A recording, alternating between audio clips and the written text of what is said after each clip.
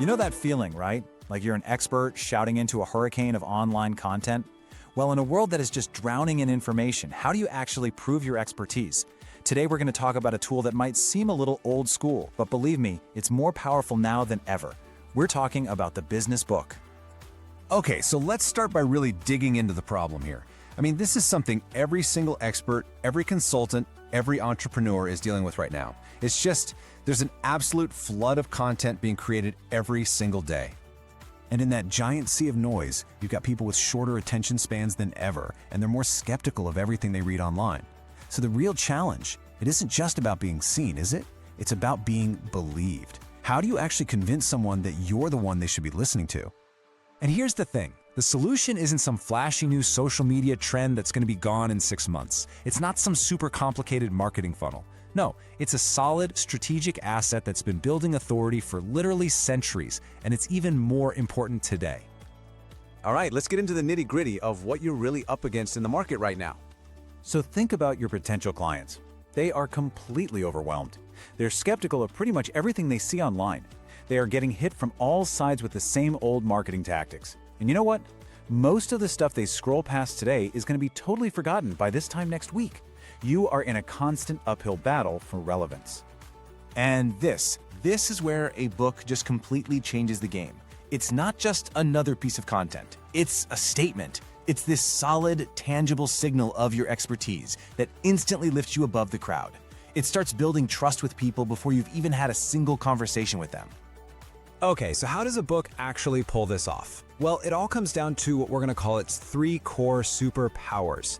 And these are what systematically build your authority and ultimately your business.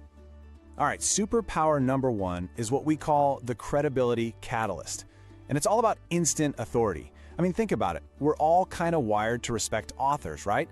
It's this educational bias that means the second you've published a book, people just see you differently. You're not just another consultant anymore, you're a recognized expert with knowledge that's been validated. Okay, next up, superpower number 2, connection at scale. Now this is something really special. It's the power to build a deep, personal connection with your ideal clients, thousands of them, all at the same time. While you're sleeping, somebody on the other side of the planet could be spending hours inside your head, reading your ideas and building a level of trust that a 500-word blog post just can't touch. And what's cool is how this connection scales across how people like to consume content. You can see here that, yeah, print is still the big one. It's still king. But with ebooks holding a solid chunk of the market and audiobooks just exploding in growth, you can reach everyone. You've got the researcher who wants to highlight a physical copy, and you've got the busy exec listening to your ideas on their commute. You're everywhere. And that brings us to the 3rd superpower, creating new opportunities.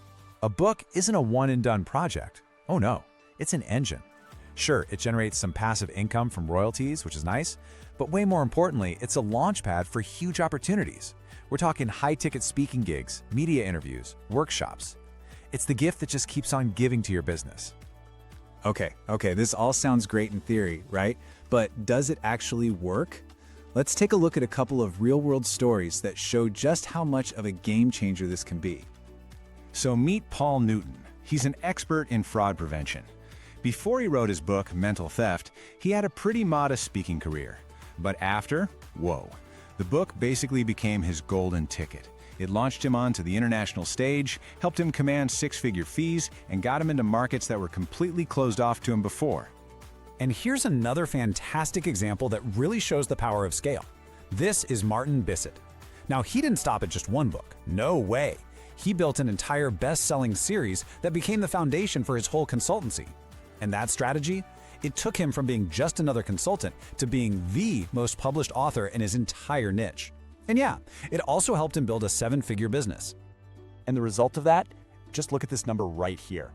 44. That's the number of countries where his books got him invited to give keynotes. His books literally became his passport to the world. Now that is what you call global reach. All right, so you've seen the problem, you've seen the proof. So the big question now is, how do you make that leap? How do you go from being an expert to being a true, recognized authority in your field? Well, the single most important thing, the real key, is a mindset shift. The people who get the biggest results are the ones who stop thinking of a book as some kind of side project or a vanity piece. Instead, they treat it like what it is, a core engine for their business growth, something that's baked into their entire marketing and sales strategy. So, what's the roadmap for that? It really boils down to 5 core principles. You have to start with aligning the book to your business goals, making sure the quality is top-notch, all the way to integrating it into everything you do. This framework takes writing a book from a creative whim and turns it into a smart, predictable, strategic process. And that really brings us to the final, most important question for you to think about. A book gives you this incredible power to own an idea in your industry. It makes you the person people think of for that one specific thing. So the question I'll leave you with is, what's the one idea your business needs to own?